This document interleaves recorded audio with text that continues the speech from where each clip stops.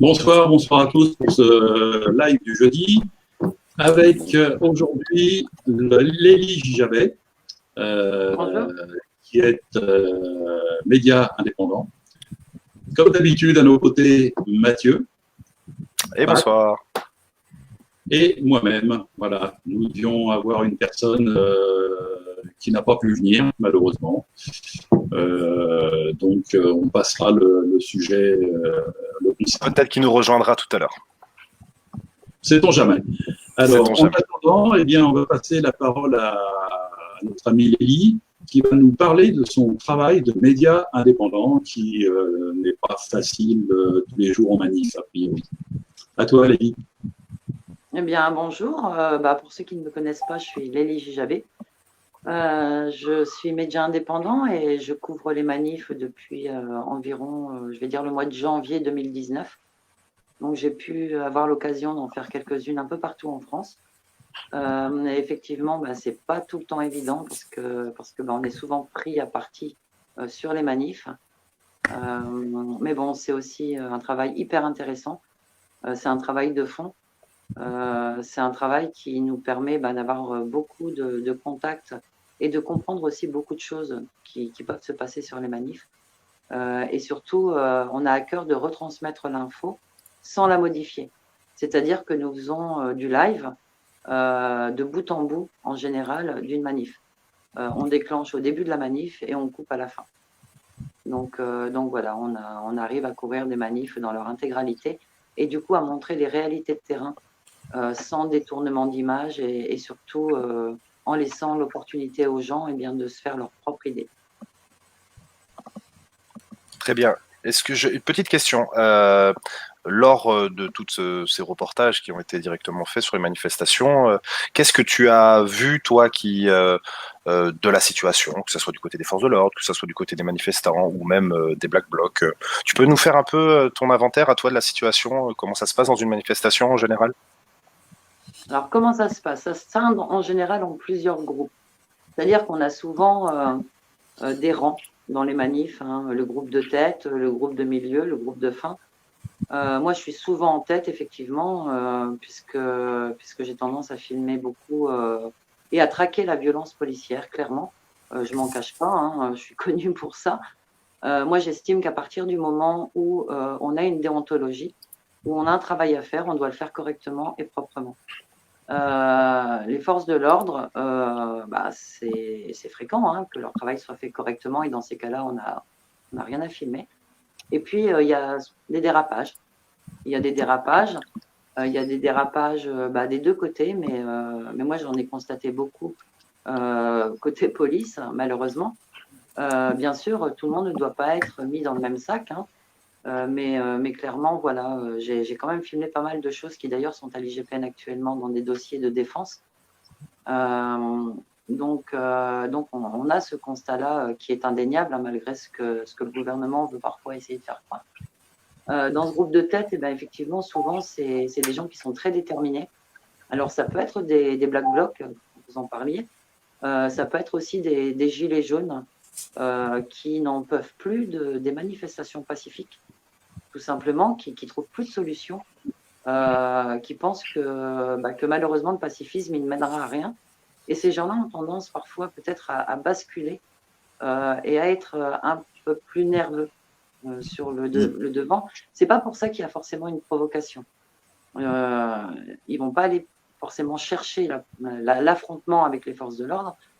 Néanmoins, c'est vrai qu'ils auraient tendance un peu plus facilement à rétorquer et à rendre les coups qu'ils reçoivent. Alors que le groupe de manif plus à l'intérieur, généralement derrière des banderoles d'ailleurs, ce groupe-là est beaucoup plus pacifiste et c'est un groupe qui va se tenir un peu plus en retrait.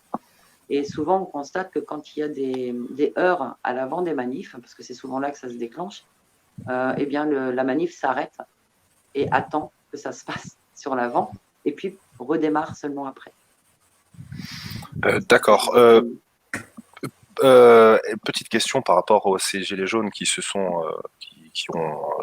un peu désespérés, donc qui pensent que les manifestations pacifique ne fonctionne plus. Est-ce que toi, tu penses qu'à un moment ou à un autre, il n'y a pas aussi un effet en fait, du fait qu'il y a moins de nombre de personnes dans les manifestations, l'effet, le message disparaît et donc résultat, les derniers résistants dans la manifestation se disent que le seul moyen de passer un niveau au-dessus est d'arriver à une forme de violence. Si, c'est fort possible. Bien sûr. Bien sûr, c'est fort possible parce que, vous savez, quand on a faim, et quand on a faim depuis des années, et puis que pendant 2 ans, presque, parce qu'on est bientôt aux 2 ans, hein, mine de rien, ça va très vite, pendant 2 ans presque, on a l'impression de parler à un mur, qu'on entend des communiqués du gouvernement dire que tout va bien dans le meilleur des mondes en France. Eh bien, ces gens-là, il y a un sentiment au départ d'impuissance. Et puis, ils cherchent des solutions. Je ne dis pas que c'est forcément les meilleures solutions. Je n'ai pas dit ça. Je n'ai pas dit non plus que c'était les mauvaises. Moi, je ne juge personne. Moi, je suis là juste pour ramener des faits et pour essayer de montrer aux gens ce qui se passe réellement lors d'une manifestation ou d'un événement quelconque. Hein. Donc, je ne vais pas forcément filmer que des manifs. Donc voilà. Après, effectivement, les manifs ont beaucoup changé de visage depuis le début des manifs comme je les ai connus à Paris. Donc mes premières, ma toute première manif à Paris, je m'en souviens très bien, c'était la manif du 5 janvier. J'étais avec mes avocats, David Lipskind et Philippe Deveul, et on était sur la manifestation où Détinger a boxé, par exemple. Voilà. Ça, c'était ma toute première manifestation. Je ne connaissais pas trop la manif à l'époque. Et c'est en rentrant, en fait, et en voyant ce qui se disait dans les médias par rapport à ce que j'avais vécu sur le terrain, il y avait un monde de différence où je me suis dit non mais c'est pas possible, il faut leur montrer qu'en fait c'est pas comme ça les manifs. Et à l'époque, on nous annonçait 5000 personnes sur les manifs et ce jour-là on était un bon 40 000 personnes, si pas plus. J'ai pas la notion en fait de pouvoir compter les manifs. Maintenant j'ai. Je crois que c'est ça, 73 actes, quelque chose comme ça. Et petit à petit, c'est vrai qu'elles se sont effilochées. En fait, la répression qui a été vécue sur les manifs a fait son effet, ça clairement. Et puis en rapport avec votre groupe, moi je voyais au début, par exemple, à Lille, c'était des bérets rouges qui encadraient la manifestation, qui faisaient la sécurité. On n'avait pas ces policiers qui marchaient de chaque côté comme ils font maintenant, devant, derrière. Enfin, on sent en NAS mobile, finalement. C'est ni plus ni moins ça qu'une NAS mobile, une manif actuellement. Et on n'avait pas ça à l'époque. Et à l'époque, je voyais aussi sur les manifestations bien des personnes âgées. Je voyais des familles avec des enfants. Je voyais des gens de tous bords, de tous horizons. Je voyais des personnes handicapées. Et là, c'est vrai qu'il y a une grosse partie de cette population qui n'est plus en manifestation et pourtant qui continue à nous suivre en live. Donc, ça veut dire que ce n'est pas des gens qui ont forcément abandonné le mouvement, mais à force de voir des gens perdre des yeux, avoir des mains arrachées. Émilie qui s'est fait taper à Paris le 20 avril alors qu'elle marchait. Elle marchait pas à pas. Et il y a un CRS, ces images, elles avaient fait le tour, qui arrive derrière elle en courant, qui lui enseigne un énorme coup de matraque dans la nuque, qui lui brise les vertèbres. Bien évidemment que les gens ont peur, mais c'est normal. Et on a vu cette sécurité, en fait, avec les bérets rouges, un jour disparaître de l'île. Et avec eux, toute cette partie de population qui se sentait peut-être en sécurité de les voir là, d'ailleurs, moi la première, j'avoue, ces gens-là ont disparu des manifs. Et il est resté plus que les gens très déterminés. C'est ce que... Vas-y, Pat. 2 choses dans l'analyse que tu viens de me faire un petit peu. Moi, je pense que les citoyens, il faut leur redonner confiance et revenir. Parce qu'il y a des messages qui sont un peu partout sur le net, disparates. C'est pas collégial tout ça. Et je pense qu'il faut redonner confiance aux citoyens et de revenir pouvoir manifester. Maintenant, dans tes commentaires, quand c'est que se déclenche vraiment, on va parler de ça, d'affrontement entre les forces de l'ordre et les gens déterminés à l'avant? Ça se déclenche milieu de parcours, début de parcours, où il n'y a pas de... En fait, ça se déclenche très souvent, même même instantanément, à partir du moment où il y a une agression du côté des forces de l'ordre, clairement. Je m'explique, par exemple, si la manif avance, je vais prendre la manif des pompiers, par exemple. Aux pompiers, il n'y avait pas de black bloc, hein. Donc on ne parle pas du bloc forcément. Moi, j'appelle le bloc parce qu'il y a des. En fait, il faut aussi différencier deux choses. Il faut différencier le black bloc, qui est une technique de manifestation, avec des gens qui sont en réalité des anarchistes. Donc ces personnes sont des gens qui refusent le pouvoir tel qu'il est actuellement. Je peux rentrer dans les détails, mais c'est des gens, en fait, l'anarchie existe depuis les années 1800, 1840 et quelques, je pense. Hein. Ça ne vient pas forcément de chez nous non plus, je pense que c'est né aux États-Unis. Enfin bref, le Black Bloc, c'est une technique de manifestation. Et c'est une technique qui a été mise au point à l'origine pour protéger les manifestants lors d'une manifestation. C'est ça à l'origine le Black Bloc. Et dans les manifestations, on a effectivement des Black Blocs qui sont d'ailleurs aussi très souvent des anciens militaires. Moi, j'ai eu l'occasion de discuter avec eux. Alors, je ne les connais pas personnellement parce que ce sont des gens qu'on ne sait pas identifier, mais j'ai eu l'occasion de leur parler lors de manifs. Et c'est des gens, moi, j'ai parlé plusieurs fois à des anciens légionnaires, par exemple, à des anciens gendarmes, à des anciens policiers, à des marins, des anciens marins. Et effectivement, dans ce bloc, eh bien, c'est des gens qui refusent le pouvoir actuel comme il est. Après, moi, il y a ce que j'appelle les blacks d'éther. Et ça, c'est complètement différent.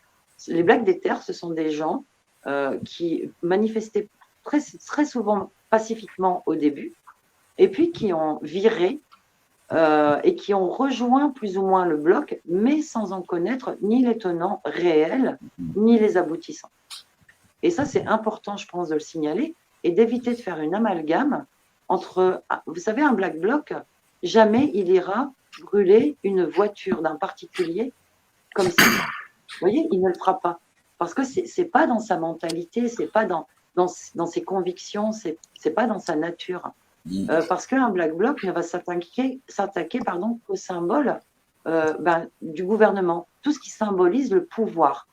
Et en aucun cas, il ira attaquer un petit commerçant ou casser une vitrine de petit commerçant. En aucun cas, il ira renverser, comme ça s'est vu à Paris à la manifestation des infirmières, une voiture avec un sigle handicapé dessus. Jamais de la vie, il fera ça. Ça, c'est clair. Ce ne sont pas des black blocs qui font ce genre de choses. Et ça, je tiens à le signaler. Parce que moi, je ne connaissais pas du tout le bloc avant de faire les manifestations comme je l'ai fait maintenant. Mais moi, pour pouvoir comprendre le fonctionnement d'une manif, eh bien, j'ai tapé Google, mon ami, simplement. C'est donné à tout le monde de pouvoir le faire et je me suis renseignée. J'ai lu énormément sur ce sujet et j'ai essayé de comprendre. Et en fonction de ce que j'ai découvert comme info, eh bien, je suis allée ensuite sur les manifs et j'ai essayé de parler avec eux. Et là, j'ai commencé à différencier des gens qui pouvaient me parler du bloc et de ses origines, et d'autres qui connaissent rien de ça. Et ce sont vraiment deux catégories différentes. Et moi, je vais ni juger l'une, ni juger l'autre. Je veux juste dire qu'il y a deux formes de personnes qui s'habillent en noir dans une manif. Et un black bloc va répondre à une agression. Donc, en fait, ça se déclenche, pour répondre à la question, quand ça se déclenche au moment où il y a une agression dans le camp adverse. Exemple, il y a eu des affrontements à la dernière manifestation des infirmières. Pourquoi? Parce qu'en fait, le cortège avait un parcours déclaré. Et quand on est arrivé à un moment où on devait passer dans une rue, ce parcours était fermé. Et on a commencé là à nous gazer. Là, il y a agression. À partir de là, il y a réponse, tout simplement. Et dans cette réponse, il y a effectivement bien des black blocs qui sont là pour réouvrir le passage et faire passer la manif. Et il y a des gens qui s'associent à eux et eux qui n'ont pas de règles, en fait. Alors, on pourrait dire que c'est de l'anarchie, mais en fait, c'est pas ça. C'est des gens qui ne connaissent pas les codes, entre guillemets, et qui vont faire, par exemple, comme ils ont fait, retourner la voiture d'un handicapé, une petite voiture rouge ce jour-là. Et ça, voilà, ce déclenchement de violence se fait là. Mais ça se fait aussi dans d'autres manifs. Il ne faut pas forcément qu'il y ait le bloc pour ça. Vous avez les manifestations des pompiers, par exemple. La dernière manif des pompiers, où d'ailleurs j'ai été blessée par les forces de l'ordre, je le signale, bien cette manif, le signe d'agression, ça a été quand les policiers ont commencé à stopper intempestivement le déroulé de la manif et où les pompiers sont montés en disant « mais arrêtez de nous arrêter. Nous, on a un parcours, on va jusqu'au bout de nos parcours. Vous arrêtez ce que vous êtes en train de faire. » Et en fait, les policiers ont donné l'ordre de mettre les casques. Et à ce moment-là, les pompiers leur ont répondu « si vous mettez les casques, nous aussi ». Et là, on sentait que l'affrontement allait arriver. Et en fait, pour essayer de calmer, parce que c'est parti très très vite du coup, c'est parti en vrille à ce moment-là, il y a des policiers qui ont matraqué des pompiers. J'ai les images, j'avance jamais rien sans images. Donc, il y a des policiers qui ont matraqué les pompiers. Et pour faire recalmer le jeu, qu'est-ce qui s'est passé? Il y a eu un changement de troupe. C'est-à-dire que le rang de policiers, au bout d'un moment, s'est retiré et a été remplacé par des gendarmes. Des gendarmes qui ont fait leur travail de maintien de l'ordre et qui ont tenu la pression de cette manif tout en la laissant avancer. Voilà. Et là, la tension est redescendue à ce moment-là sur la manifestation. Mais il a fallu qu'il y ait ce changement. Entre-temps, il y a eu des pompiers blessés, il y a eu un gazage intensif. Et voilà. Et en fait, les affrontements, souvent dans les manifs, c'est ça. Ou alors, c'est quand les policiers, ça c'est la technique lilloise, on coupe la manif en morceaux. Et arrivé à un moment de la manif, moi je suis jamais par exemple devant ou rarement devant à Lille, je suis toujours au milieu parce que je sais qu'au milieu, c'est le moment, c'est l'endroit où ils vont couper la manif à un moment. On n'a rien demandé à personne, la manif se déroule calmement et bim, il y a un gros gazage qui se fait et la manif est scindée en deux. Et puis ils rescindent, en fait pour faire perdre de la puissance à cette manifestation. Alors, je sais pas trop, je connais pas trop de but. Est-ce que c'est médiatique? Est-ce que c'est pour montrer qu'il y a moins de gens sur la manif? J'en sais foutrement rien. J'ai essayé de savoir auprès de policiers, mais ils ne parlent pas. En général, ils ont un droit de réserve et puis de toute façon, ils n'en ont rien à faire. Ils obéissent juste aux ordres, tout simplement. Voilà. Donc, c'est très compliqué d'avoir leur version et surtout leur tactique de fonctionnement. Mais en tout cas, ça, c'est un constat et c'est un constat que je ne suis pas la seule à faire en tant que média indépendant. Ouais. Je voudrais juste rebondir, après je te passe la parole Bruno. C'est intéressant ce que tu dis sur l'exemple du moment où une manifestation dérive, sur le fait qu'il y a souvent ce principe de stop, d'arrêt de la manifestation. Ça c'est tout à fait ce qu'on indique nous sur nos lives depuis le début, le fait de pouvoir reprendre à un moment ou à un autre les rênes avec un service d'ordre, les rênes de comment va se dérouler la manifestation, enlève ce rôle-là aux forces de l'ordre et donc bien évidemment va empêcher ce type d'intervention. Je pense que il faut quand même pas oublier que les forces de l'ordre ne sont pas doués, n'ont pas de formation sur le domaine du service d'ordre d'une manifestation. Ils n'ont pas de cours en école pour ce genre de choses, ils n'ont pas de formation après. Eux, ils font du maintien de l'ordre comme on leur a appris. Le maintien de l'ordre, il est très, très généralisé et il n'est pas du tout sur une gestion de manifestation en interne. Donc, c'est là où il faut pas à un moment ou à un autre les laisser faire. Et on s'est rendu compte quand même sur toutes ces manifestations, au fur et à mesure des actes, et mon Dieu qu'on a de l'expérience, parce qu'il y en a eu quelques-uns, on se rend compte quand même dès qu'il y avait un laisser-aller des manifestations en gestion des forces de l'ordre, il y avait souvent de la dérive. Parce qu'ils ne sont pas faits pour faire ça. Et tu as donné un autre exemple qui était intéressant, la manifestation qui avait été encadrée par les bérets rouges et qui s'était bien passée. Parce qu'elle avait été le cas de presque toutes les premières manifs lilloises. C'est-à-dire qu'à Lille, dès le départ, il y avait cet encadrement. D'ailleurs, moi, au départ, je ne savais pas, je ne connaissais pas. Et puis, je voyais chaque semaine, ces bérets rouges. Il y avait d'ailleurs un béret bleu avec eux, un béret bleu marine. Mais c'était tout sinon des bérets rouges. Et ça se passait toujours très bien. Après, ça arrivait que le cortège, à un moment ou à un autre, sorte de la manifestation. Et ça arrivait une fois d'ailleurs, et moi j'en faisais partie et je ne le savais pas. À l'époque, je filmais que des morceaux de manif, j'étais à mes débuts, donc j'étais encore tâtonnante. Et on s'est retrouvés, en fait, la manif est partie. On était dans un groupe, on a vu que ça tournait dans la rue, on a suivi le mouvement, clairement. Et puis là, à un moment, on s'est rendu compte qu'on avait perdu une partie des gens avec qui on était. Donc, on a essayé de téléphoner pour savoir où ils étaient. Et là, ça s'est mis à gazer, mais de partout. On a été poussés vers le Vieux-Lille. Et là, moi, j'étais avec un pompier à ce moment-là. Et le pompier me dit, c'est un ami, il me dit, Lélie, si on reste là, on est foutu parce que c'est le Vieux-Lille, c'est une souricière. Ils vont venir et on va se faire massacrer. Et moi, j'étais inquiète parce que je me dis, bon sang, j'ai rien demandé. Enfin, moi, je viens couvrir une manif et puis je me retrouve dans un truc où je comprends rien, quoi. Et en fait, là, il y a un béret rouge qui a surgi de nulle part. Et je ne savais pas encore à l'époque que c'était eux qui faisaient la sécurité de la manif et qui nous a dit, suivez-moi. Et en fait, on l'a suivi et il nous a ramenés sur les boulevards pour qu'on puisse récupérer le reste de la manifestation. Donc, en fait, il ne nous est rien arrivé.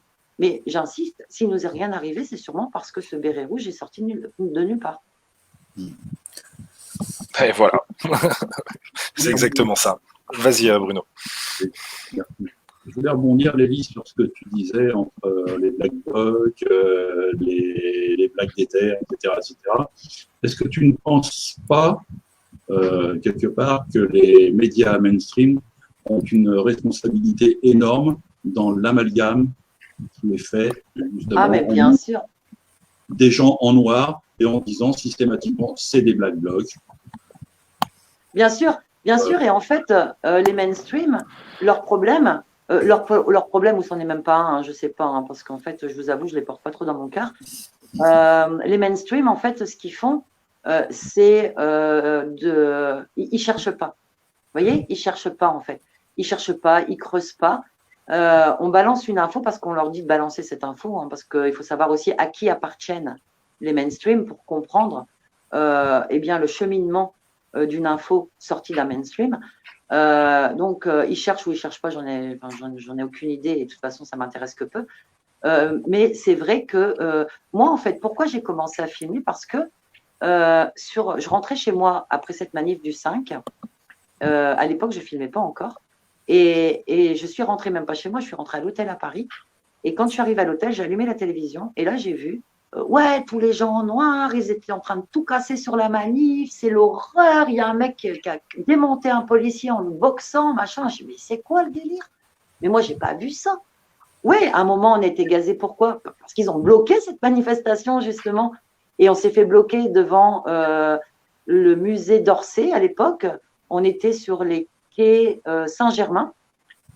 Et il y avait plein de petits ponts qui arrivaient sur le côté. Et puis, il y avait le musée sur l'autre côté. Moi, j'étais avec mes 2 avocats. Et quand on a vu que la manif était bloquée, mon avocat m'a dit « Oh là, il bloque, viens vite, on fait demi-tour, on s'en va. » Et moi, je dis « Bah non, moi, je veux continuer. » Il dit « Non, non, ça va dégénérer, on s'en va. » Donc, lui, il connaissait déjà le système, parce qu'il est parisien, donc il en avait déjà fait quelques-uns. Il connaissait le système. Et on s'est écarté et on est sorti par le musée d'Orsay. Et je vais même dire qu'au moment où on a voulu sortir de la manifestation, mes avocats ont dû dire qu'ils étaient avocats pour pouvoir sortir. Et on n'avait pas de gilet jaune, je le signale. On n'avait pas de gilet jaune à ce moment-là. D'accord? Donc, et c'est parce qu'ils étaient avocats qu'ils ont sorti leur carte d'avocat qu'on a pu sortir de cette manifestation. Et je suis rentrée le soir et c'était, ouais, les gars en noir, voilà, ils avaient tout cassé, machin. Et je me suis dit, mais c'est pas possible, mais c'est pas ce que j'ai vu toute la journée, en fait. Ça s'est passé, ouais, mais un petit peu à la fin. Et encore, moi, je suis sortie, donc je peux même pas témoigner du reste. Mais en tout cas, tout ce que moi, j'ai vu, c'était pas ça. Et c'est de là où je me suis dit, bon, bah, puisqu'ils disent n'importe quoi, moi, je vais montrer tout ce qu'ils veulent pas montrer.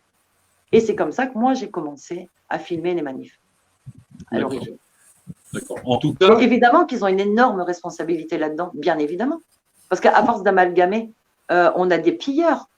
Alors, il y a les Black Blocs, c'est moi qui les appelle comme ça, les Black Déter, et il y a les pilleurs. Et ça, c'est encore autre chose. Les pilleurs, c'est des gars qui viennent, qui pètent des magasins ou des commerces, qui rentrent dedans, qui volent. Mais ça n'a rien à voir ni avec le bloc, ni avec les Black Déter. C'est encore une 3e catégorie, ça. En tout état de cause, de toute manière, les médias mainstream ne font pas leur boulot de journaliste. C'est-à-dire qu'ils ne creusent pas, ils n'étudient pas, ils ne cherchent pas à donner une info saine, ils donnent une info brute ou tronquée pour tromper les gens, pour faire croire quelque chose. Voilà. C'est pas qu'ils font pas, à mon avis, tu sais, Bruno, c'est pas qu'ils font pas leur boulot de journaliste. Ils font juste ce qu'on leur demande.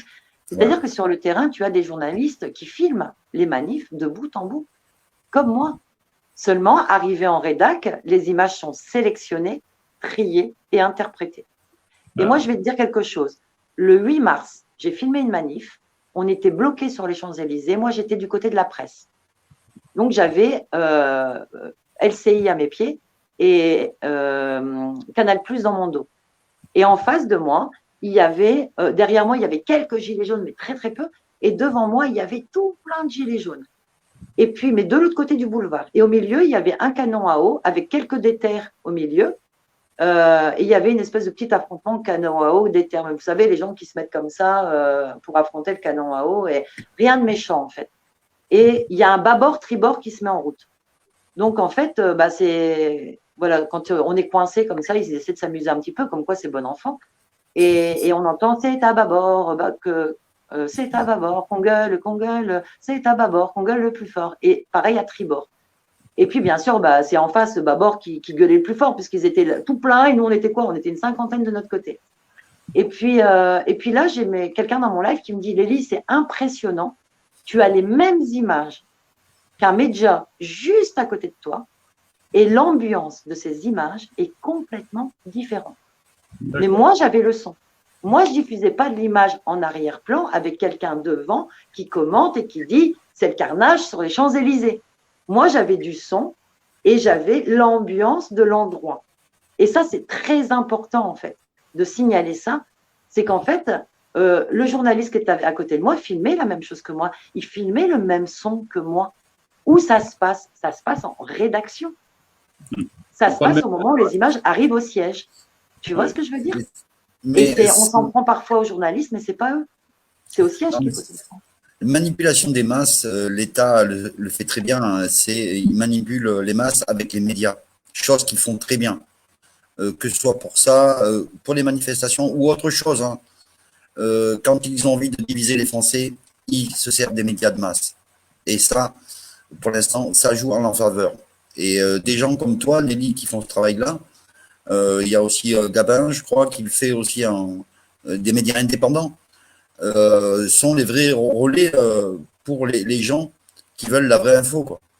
Mais on est beaucoup indépendants, tu sais. Moi, je travaille avec Christophe, le Grand Forum, Philippe, qui est extraordinaire sur le terrain aussi. Je travaille avec AB7 Média, un papa et sa fille qui sont sur le terrain et qui couvrent deux pôles en France, souvent Paris et les environs de Nantes. Il y a beaucoup, j'en oublie évidemment beaucoup, mais on a Wolf aussi, qui est quelqu'un de terrain. Il y a beaucoup d'indépendants de terrain. On a Amar qui travaille. Moi, je suis en équipe avec Christelle qui est aussi connue puisqu'elle a travaillé pour Radio Tongossa. Il y a Radio Tongossa. Je vais dire, je suis pas le seul média indépendant et Gabin non plus à travailler de cette façon-là.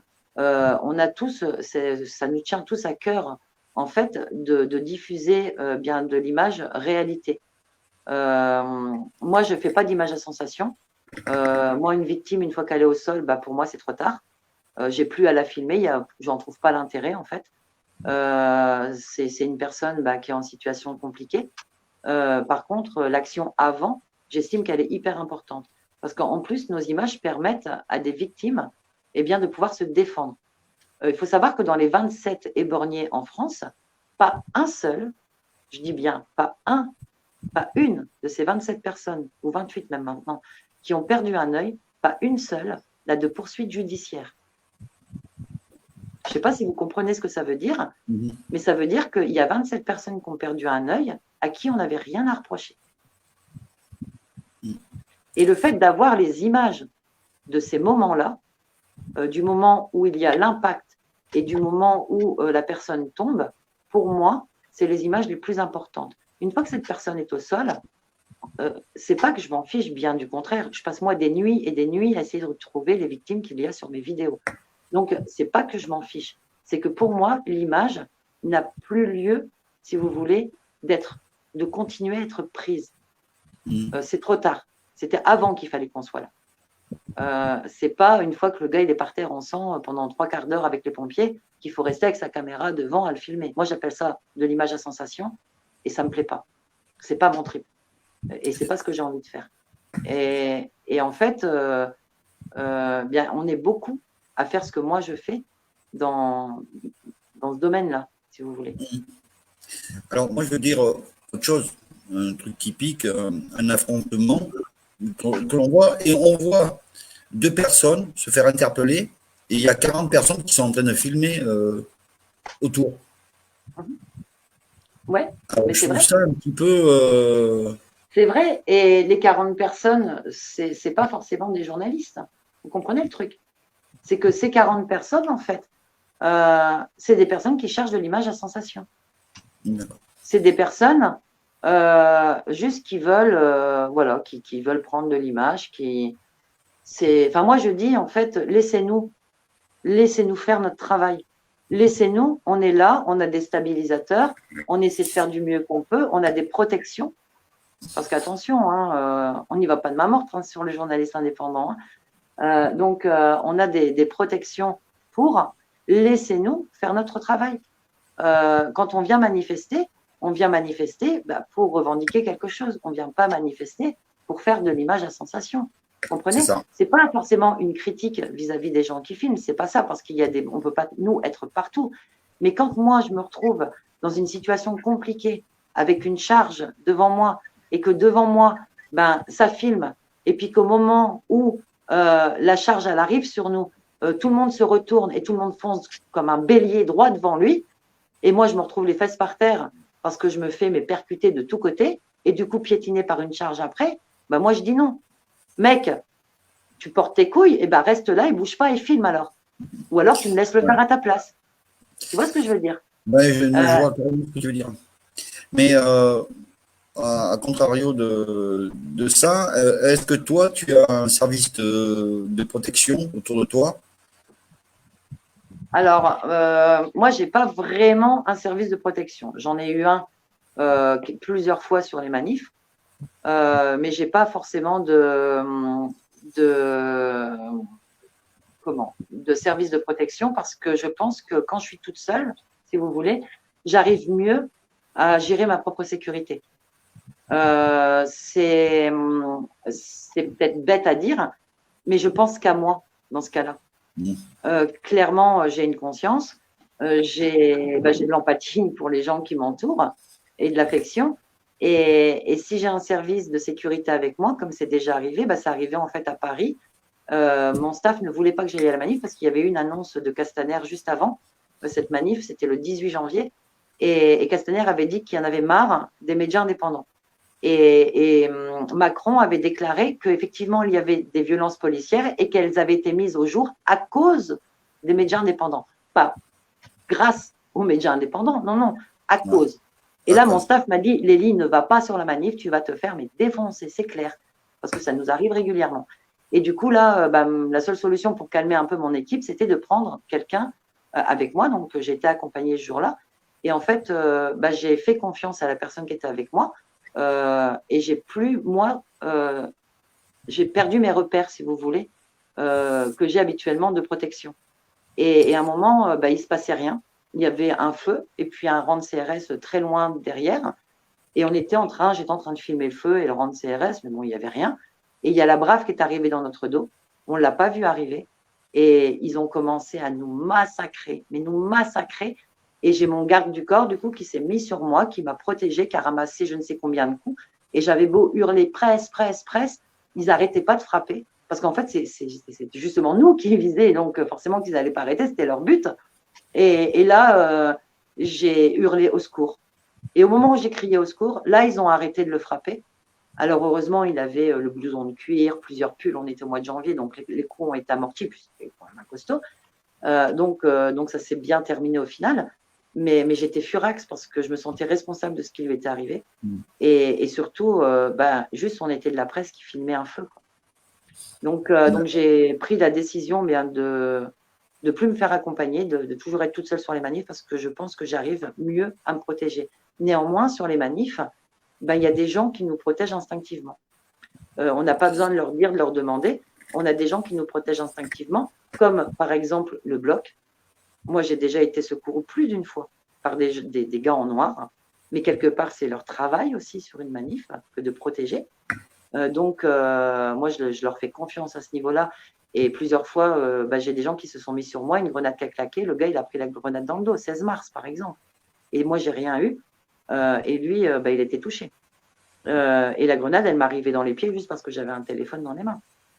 Voilà. Et ça, c'est un Black Bloc qui a fait ça ce jour-là.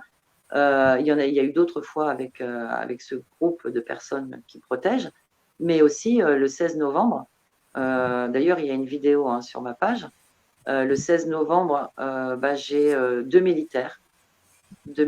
En fait, il y a eu un blessé à côté de moi. Le gars a pris un tir, un éclat de grenade en plein visage, mais il était vraiment à ça du mien de visage. Et moi, je filmais devant, donc je faisais pas attention qu'il était à côté de moi. La grenade a pété.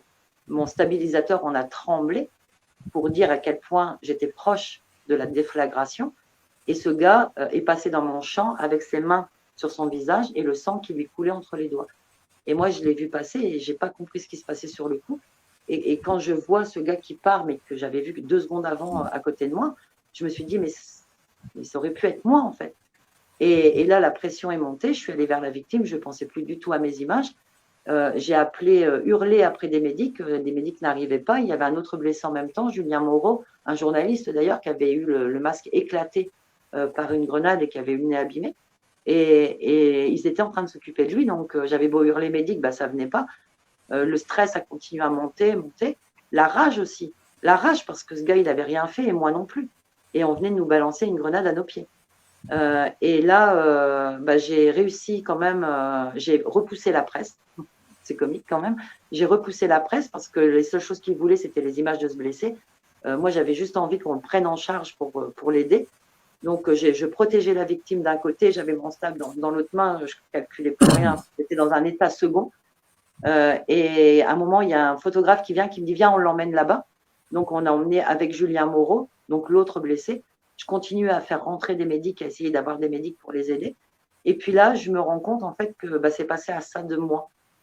Et là, j'ai en fait comme une espèce de choc qui se passe dans ma tête, un mélange de rage et pas de peur, parce qu'en fait, j'ai jamais peur en manif, mais c'est un sentiment très difficile à expliquer en fait. Mais en se disant, on n'est quand même pas passé loin.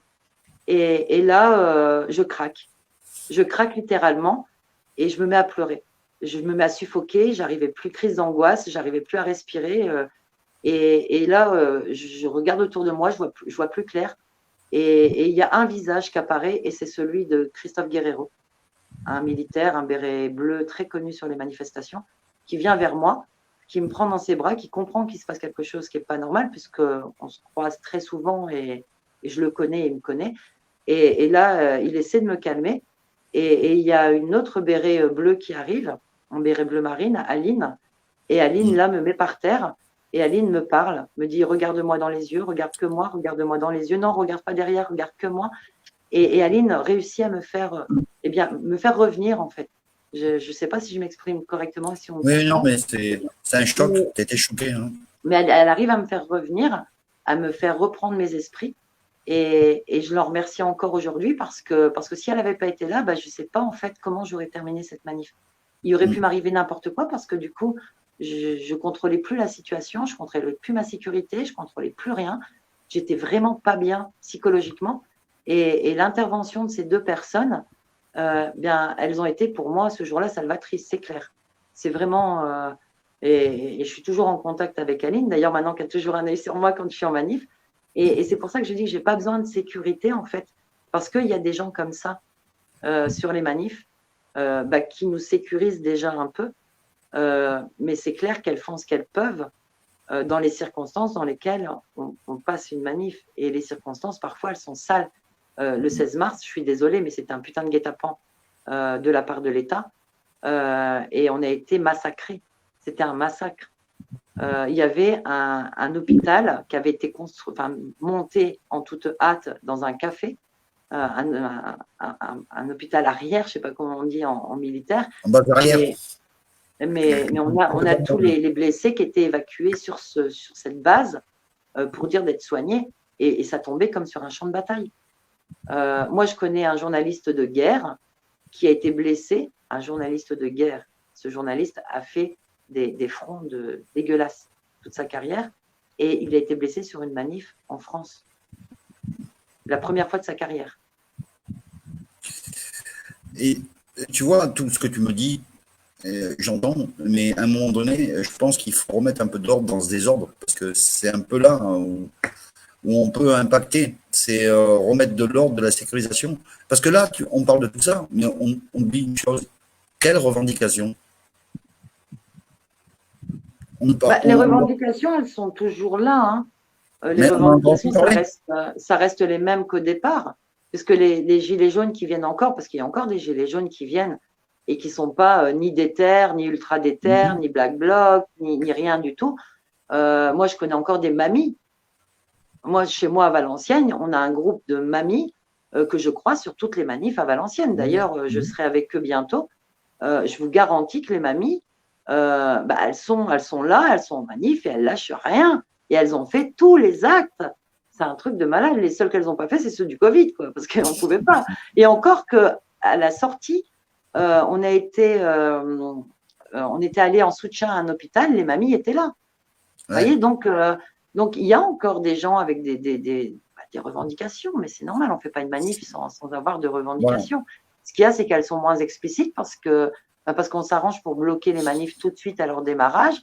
On s'arrange pour les faire dégénérer rapidement. C'est devenu une tactique, hein, clairement, des forces de l'ordre, hein, que de faire dégénérer les manifs. Elles savent comment le faire. Elles savent comment les calmer, mais elles savent aussi comment les faire dégénérer. Et pour moi, elles le font systématiquement. Et du coup, évidemment, il n'y a plus de revendications. Mais qui ne parle plus non plus des revendications? Moi, quand je suis sur une manif, je filme les pancartes. Ouais. Moi, j'ai couvert les manifestations syndicales. J'ai filmé les pancartes. Qui ne le fait pas? Les mainstream. Il faut redonner de la visibilité aux manifestants et aux manifestations. C'est-à-dire redonner la bonne visibilité et les bons messages. Voilà, que les streams ne publient que ce qui les arrange et arrange l'État. Ça, il faut qu'on redonne, je disais dans le dernier live, le droit constitutionnel aux citoyens de pouvoir s'exprimer dans la rue. C'est important. C'est le message qui est important parce que là, on est en train de dissoudre tout et à chaque manif, on entend quoi? On attend que des actes de violence. On n'entend plus les gens, pourquoi ils sont là. C'est ça. Et c'est là où le gouvernement a réussi son tour de passe-passe. C'est qu'il montre que ça. Mais bien sûr, c'est qu'il ne montre plus que ça. Mais de toute façon, il ne montre plus que ça déjà depuis le 5 janvier 2019. Tout simplement. Ça remonte déjà au 5 janvier 2019. Il y a aussi un gros problème au niveau de la communication. Moi, je travaille en collaboration avec d'autres médias indépendants, mais on n'a pas les reins d'un TF1 ou d'un BFM, clairement. Et je voudrais surtout pas être assimilée à ces gens-là, d'ailleurs. Donc, on n'a pas les moyens ni techniques ni financiers de pouvoir diffuser en masse comme eux le font. Le problème, c'est que si on avait ces moyens-là, eh bien, on diffuserait du coup ce que nous, on montre. Et ça plairait pas, clairement. Mais les revendications, moi je pense que les Gilets jaunes n'ont jamais perdu leurs revendications, comme les syndicats n'ont pas perdu non plus leurs revendications. Quand on a fait les manifs à Paris avec 350 000 personnes et que les médias annonçaient à peine 100 000 et il y en avait 350, je suis désolée, mais ça a été filmé des toits, les pompiers étaient même montés sur les toits pour faire des vues en hauteur. Bizarrement, les médias ont des drones quand ça les arrange, mais ils ne les ont pas quand ça ne les arrange pas. Pour filmer les manifs foulard rouge sur la place de je sais pas quoi et dire il y a 20 000 personnes. Là, on a un drone, mais pour filmer une manif gilet jaune, on n'en a pas. Je comprends pas cette sélection, en fait. Moi, j'ai du mal. J'ai du mal avec cette sélection d'informations. Alors après, je suis peut-être mauvaise langue, je dis ce que je pense, j'en ai rien à faire. Moi, il n'y a personne qui me fait peur. On a de l'intimidation régulièrement. J'ai encore été verbalisée juste il n'y a pas longtemps parce que je m'appelais Lélie Gijabé, simplement. Et puis que j'avais une gilet jaune dans ma voiture, mon Dieu Seigneur, quelle horreur. Donc ils ont trouvé un petit prétexte pour pouvoir me verbaliser. Mais j'en ai rien à faire de leurs intimidations. Moi, je continuerai à faire ce que je fais. Je ne lâcherai pas le morceau parce que je sais que derrière, il y a des gens qui se battent, qui ont perdu beaucoup. Il y a des gens qui ont perdu une partie d'eux-mêmes. Moi, j'ai Manu à Valenciennes qui a perdu un œil le 16 novembre à Paris. Manu, il s'était mis à l'écart des violences. Il s'était mis à l'écart. Et Manu, il a perdu son œil. Moi, pour des gens comme ça, je ne peux pas admettre et je ne peux pas concevoir qu'on puisse arrêter ce qu'on fait. Et moi, je sais que j'ai sorti des gens avec mes avocats de comparution immédiate, de garde à vue, qui n'avaient rien fait, qui étaient là juste parce que la police avait menti. Et je l'assume, hein. Je l'assume complètement. Le 21 mars, j'ai fait sortir quelqu'un du tribunal qui risquait 18 mois, qui partait pour 18 mois de prison, juste parce que le policier a menti. Et on a réussi, en se battant tout le week-end jusqu'au mardi suivant avec mon avocat, à le faire sortir juste avec 250 € d'amende. Mais il partait pour 18 mois. Il avait un bébé de 5 jours à l'époque. Est-ce que vous pensez qu'un papa qui a un bébé de 5 jours prendrait le risque de ramasser 18 mois? C'est sérieux? Ben non, jamais de la vie. Juste, c'est du mensonge. Et moi, tant qu'il y aura ça, je continuerai forcément à me battre. Tout à fait. Moi, je dis aussi à tous les citoyens, parce que il y a un manque de confiance. La confiance est perdue dans tous ces mouvements. On a beaucoup de retours du terrain où les gens n'ont plus confiance. Et moi, je leur dis, hein, devenez des citoyens acteurs et des citoyens responsables. Voilà. Rejoignez-nous. Il faut faire avancer les choses dans le bon sens. Voilà. Il faut qu'on continue sur cette voie avec que ce soit le Rassemblement Force Marianne ou le premier CPC, où nous voulons assurer la sécurisation des citoyens dans la rue. Il faut se mobiliser avec du bon sens. Mathieu? Oui, je rajouterais même quelque chose de simple. Déjà, merci Lélie pour ce témoignage et toutes ces informations. C'est important, même si certains puissent avoir la sensation que c'est pas important de ressasser le passé et ainsi de suite. Moi, je pense que c'est important puisque c'est du passé qu'on crée le futur. Et donc, il faut quand même qu'on puisse apprendre et de nos erreurs et même l'expérience qui a été acquise pour essayer de faire mieux. Et je pense qu'aujourd'hui, on est sur du renouveau. On vient de vivre une épidémie, on vient de vivre un confinement, on repart sur une nouvelle année, les gens sont très motivés, ils ont des choses à dire et on a envie d'aider sur ce point. Et qu'est-ce qui a fait qu'on en est arrivé à ce stade de CPC et de Rassemblement Force Marianne? Les gens sont venus vers nous pour nous dire on a envie de manifester, on a envie de s'exprimer, on a envie de prouver notre mécontentement, mais on a peur. Moi, je respecte les gens qui ont peur. Ils ont le droit d'avoir peur. Tout le monde n'est pas équipé pareil devant quelqu'un des forces de l'ordre ou même dans la rue, dans une intervention ou quoi que ce soit. Donc, à un moment ou à un autre, il faut qu'on puisse leur donner une possibilité de venir faire des manifestations qui les mettent en confiance. Je ne sais pas si on y arrivera. En tout cas, c'est notre volonté. Mais une chose est sûre, c'est qu'on a laissé 73 actes, peut-être un peu plus, j'ai pas le chiffre exact, mais on a laissé 73 actes dépérir petit à petit. Si on regarde ce qui s'est produit, prenons 2 secondes et faisons l'inventaire, on a vu les manifestations gilets jaunes, ou je dirais même citoyens en colère, dépérir au fur et à mesure. Pourquoi? Parce qu'il y avait de moins en moins de gens, ce qui était normal, parce qu'il y avait des gens qui étaient blessés, usés, qui commençaient à avoir peur pour eux, ou leur famille qui avait peur pour eux, donc qui les faisait sortir des manifestations. Et donc, petit à petit, l'effet d'origine, donc le fait de la contestation, a disparu sur une espèce de spectacle d'images violentes, et ce n'était que ça. Si vous prenez les 40 dernières interventions des médias, comme on en parlait tout à l'heure, mainstream, les 40 dernières interventions des médias, c'était quelle a été la scène de violence? Quelle a été la scène de violence de telle ville, tel endroit, telle situation? Il faut sortir de cette spirale infernale. Il n'y a pas 36 solutions. Soit on essaye de reprendre les cartes en main et de sécuriser une manifestation pour que les gens puissent revenir, pour que le message soit clair et qu'on puisse avancer tous ensemble, soit il y aura toujours des manifestations avec des gens qui seront en train de détruire des choses et ainsi de suite. Que les gens soient en colère, moi, je le comprends tout à fait. Mais il faut que les gens qui sont en colère puissent comprendre qu'il y a des gens qui ne sont pas sous le même type de colère. Et c'est le respect des deux qui est très important. C'est-à-dire qu'on n'est pas là pour cracher sur personne.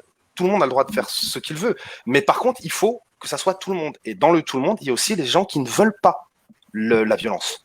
Ce qu'ils veulent maintenant, c'est avancer, que les choses avancent, que leur message soit entendu.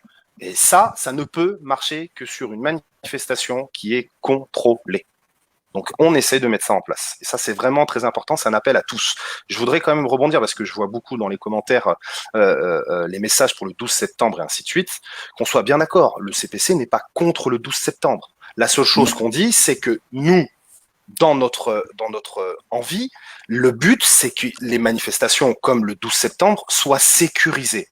Ils ont choisi de faire une voie différente. Pas de problème, c'est leur choix. Mais n'oubliez pas que si jamais à un moment ou à un autre, il y a des débordements, il y a des violences, il y aura une part de responsabilité pour ceux qui ont fait cet appel-là. Il faudra quand même penser à ça. À un moment ou à un autre, si on n'essaye pas de faire autrement, on sait ce qui va se produire. Parce qu'il ne faut pas croire qu'avec quelques mois d'épidémie, de confinement, ce qui s'est produit dans les derniers actes ne va pas se reproduire là dans la nouvelle année. Donc, automatiquement, on va repartir dans la même spirale. Il faut casser cette spirale parce qu'on n'avance pas. On a eu 73 actes pour essayer de cette manière-là. On voit que ça marche pas. Qu'est-ce qu'on fait? On fait le principe de la folie? On répète tout le temps, encore et encore, la même erreur? Ou on essaie de faire quelque chose de différent? Voilà. C'est la question. Après, ce système de sécurisation, il existait au début des manifs. Il existait, il y a toujours eu des groupes un peu plus déterminés devant. Et le reste des manifestants derrière avec cette sécurisation. Je vous disais, moi, je l'ai connu à Lille, ça. Et c'était que des militaires qui faisaient ça. Et ça se passait mais très bien. Ça se passait super bien. Et chacun manifestait comme il l'entendait, à sa façon. C'était, je veux dire, ça se faisait naturellement, comme ça s'est toujours fait sur les manifs.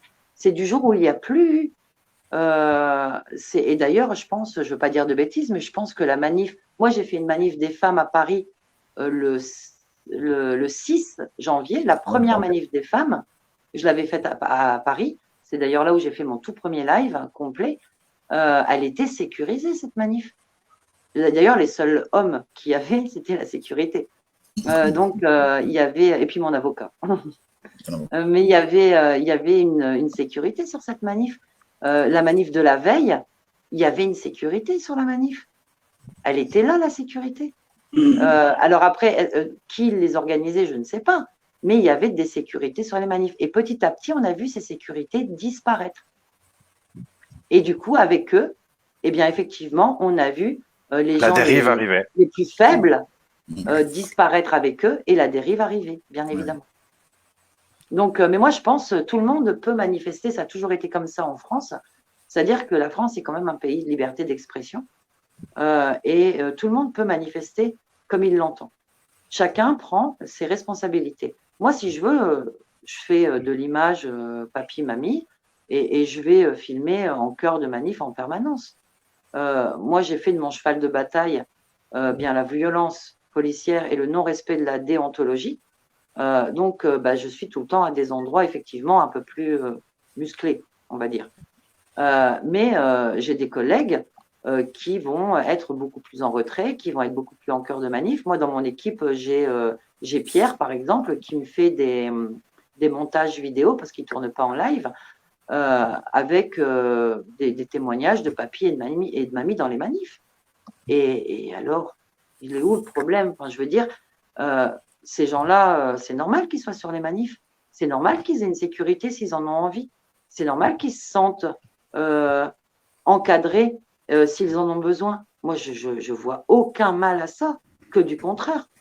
Après, je trouve aussi, moi, normal que d'autres personnes manifestent autrement parce qu'ils l'ont décidé et qu'ils en assument du coup les conséquences. C'est ça. En même temps, c'est ça aussi, je pense, la démocratie, c'est de pouvoir laisser tout le monde s'exprimer à sa façon. Tout à fait d'accord avec toi, et sans mettre surtout les autres en danger. En danger, parfaitement. Chacun ça. Prend ses responsabilités. Et c'est là où moi, je bondis quand j'ai un groupe devant moi qui, avec son téléphone, filme, et détale en courant.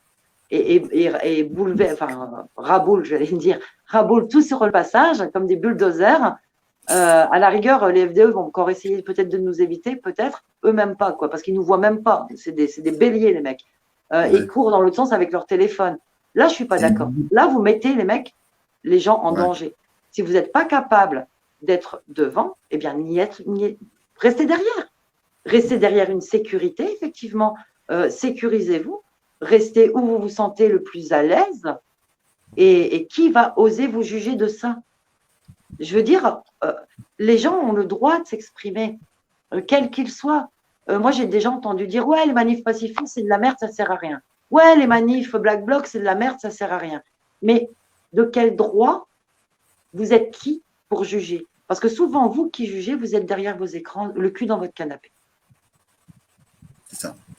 Et je le dis à chaque fois, Lélie, nos différences feront notre force. Bien sûr. C'est ça qui est La France, important. c'est ça. La France, c'est un hétéroclite. La France, c'est un melting pot. La France, c'est des idées différentes, c'est des avis différents. Et moi, je m'ennuierais à mourir si dans mon équipe, ma propre équipe, on était tous du même avis. Ou si tout le monde écoutait ce que moi je dis. Nous, on a un groupe de travail. Et quand on fait quelque chose, on le met sur le groupe de travail. Et on en débat ensemble. Et parfois, bah ouais, j'avais une idée. Puis finalement, en discutant avec les autres, je me rends compte que mon idée, elle est peut-être un peu moisie. Eh bien, je l'abandonne, mon idée. C'est pas parce que c'est moi qui ai créé MGL que j'ai tout droit sur MGL. Moi, je l'estime pas comme ça. Je veux la démocratie. Je veux un mieux vivre dans mon pays. Moi, je reconnais plus mon pays. Je reconnais plus la France. Je reconnais plus mes valeurs. Je reconnais plus les valeurs que mes parents, mes grands-parents m'ont inculquées. Mon grand-père, il était résistant. Il s'est battu pour avoir certaines libertés, certains droits. On est en train de tous les perdre juste pour des guerres d'ego. Moi, je trouve ça, je trouve ça ahurissant. Donc, moi, je dis tout le monde a le droit à la parole, tout le monde a le droit de s'exprimer à sa façon. Et chaque personne assume sa façon de faire. Moi, j'ai ramassé un coup de canon à eau, j'ai pas déposé plainte. Et j'aurais pu. J'ai été tirée à bout portant. Sur une manif des pompiers en aidant un fauteuil roulant. Je pouvais déposer plainte. Et j'ai les images en plus.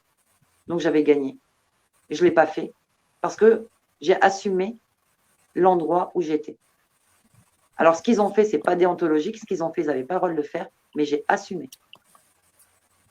Bien. Et après, derrière, quand on a des gens bien qui sont devant et qui se font défoncer la tête, eh bien, ils ont choisi leur place. Et dans une manif, quand on a un arrière de manif plus sécurisé maintenant, mais qu'il l'était à une époque, eh bien, ces gens-là se sentaient bien dans les manifs parce qu'ils l'étaient sécurisés, justement. Parce qu'ils n'étaient pas sur la tranche des gens qui assumaient ce qu'ils faisaient. On est tout à fait d'accord là-dessus. La sécurité a vraiment cet effet-là, c'est-à-dire que ceux qui ont besoin de se sentir en sécurité puissent avoir voilà, une deuxième partie peut-être de manifestation où là ils sauront qu'ils sont dans un espace en sécurité, parce qu'il y a des gens qui ont besoin de se sentir sécurisés et on le respecte bien tout sûr. À fait. Mais moi, Bruno, plein de gens sur mes lives qui me disent. Oui. Bien, on arrive à la fin de ce live. Hein. Une heure est passée, ça passe vite. Hein. Il y avait encore beaucoup de choses à dire. Et on va s'arrêter là. Je pense qu'on aura l'occasion de recevoir une autre fois Lélie. Hein. Oui, avec plaisir. Ce fut un plaisir, en tout cas, partagé, je pense. J'espère, sûrement même. Mathieu, un petit mot de la fin? Oui, non, mais je pense que tout a été dit. Lélie a fait un bel inventaire de tout ça. Super. Voilà, le message que j'ai dit tout à l'heure, c'est pour moi mon message de la fin. Ça veut dire essayons de casser cette spirale, parce que si on fait encore la même chose, à part faire de la folie, répéter la même erreur, on n'avancera pas. Donc voilà, il faut qu'on y aille tous. Il faut qu'on soit tous unis, même.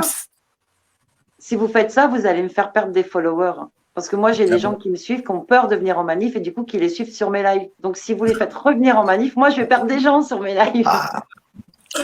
Pour les Je plaisante, ce sera avec plaisir de pouvoir mettre un visage sur les gens qui ont peur maintenant de venir en manif et qui reviendraient grâce à et vous. voilà, et puis surtout, tu les auras en direct. Ils seront peut-être même avec toi, à côté de toi et ta caméra. Donc, qui sait, peut-être ça sera du gagnant-gagnant. En tout cas, une chose est sûre, voilà.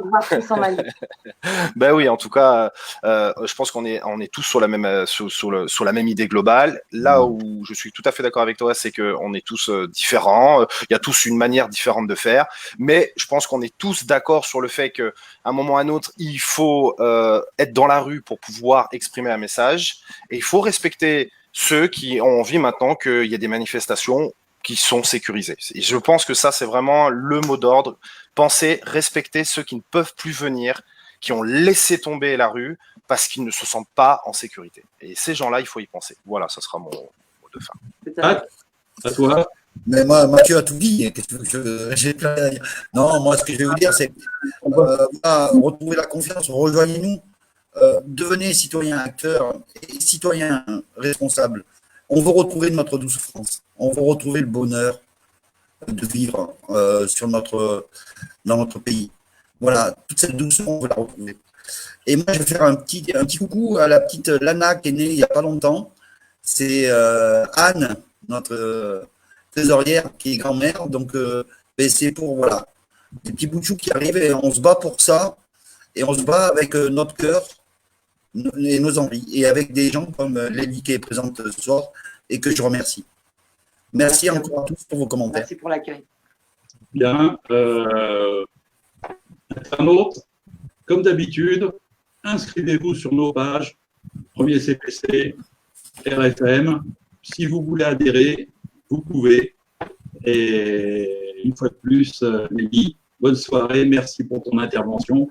Tu restes avec nous, on se parle après et on quitte nos internautes. Au revoir à tous. Bonne soirée tout le monde, merci à tous, et puis on se retrouve très bientôt. Au revoir.